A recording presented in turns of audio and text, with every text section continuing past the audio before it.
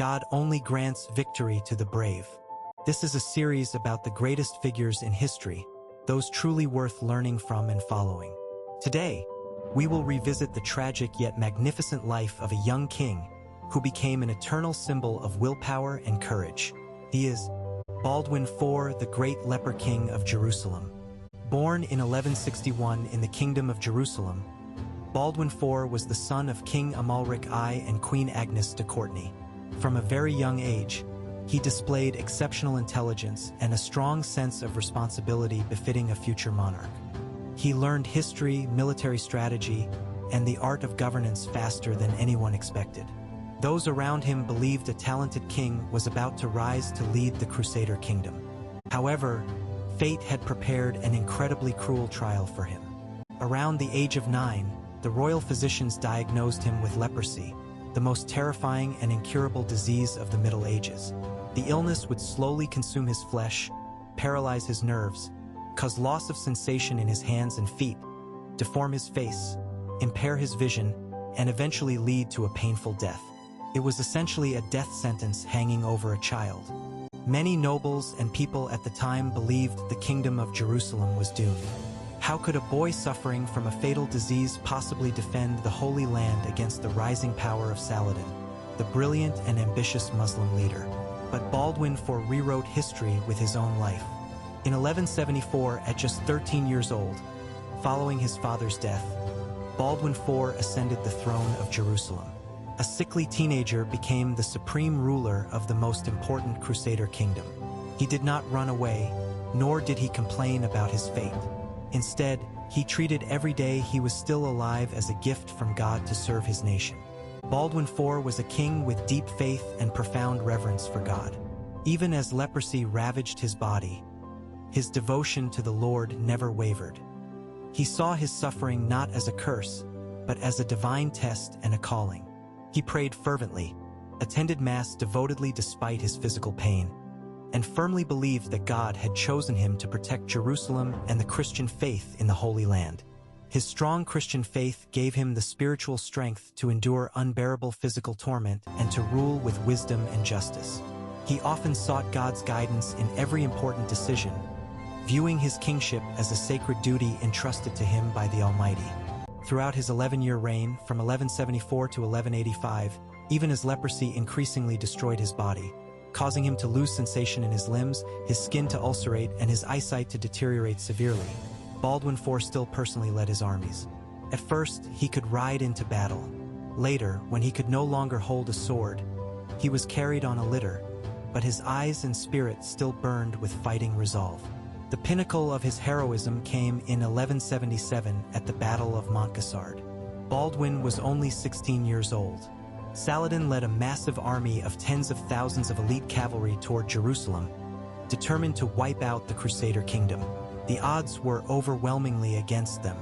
Most people believed Jerusalem would fall. But Baldwin IV created a historical miracle. He led a much smaller force and ignited courage in every knight and soldier. Under pouring rain, the Crusaders fought valiantly and completely defeated Saladin's army.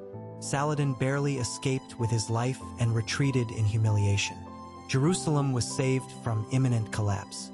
The victory at Montgisard forever engraved Baldwin IV's name in history. When he was no longer strong enough to fight on the battlefield, Baldwin IV continued to rule the kingdom with wisdom, justice, and far-sighted strategy. He strengthened border fortresses, built alliances, reformed the court, and most importantly, proactively arranged regents and successors to ensure the kingdom's stability after his death. Everything stemmed from his profound sense of duty, placing the nation's interests above his own pain and fate.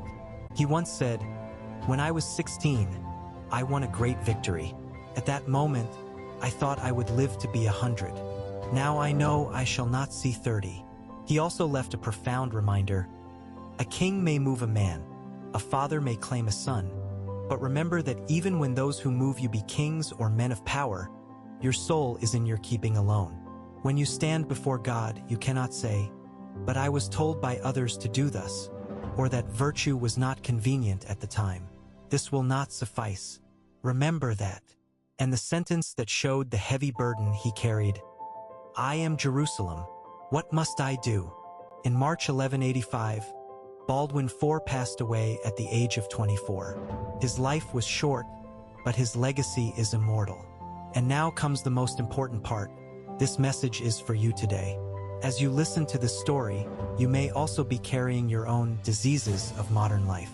Perhaps you feel insecure about your appearance, have poor health, come from a difficult family, are struggling in school, stuck in your career, in debt, suffering from depression, or constantly feel disadvantaged compared to others.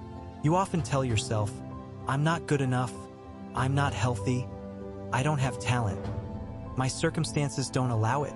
But look at Baldwin IV and reflect.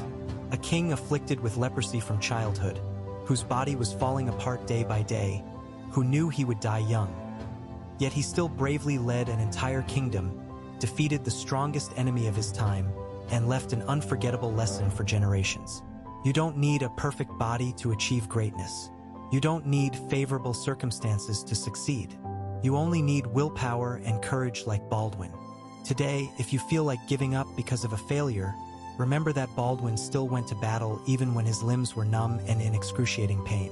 If you're procrastinating on your dreams because you're not ready, remember he ascended the throne at 13 and defeated Saladin at 16.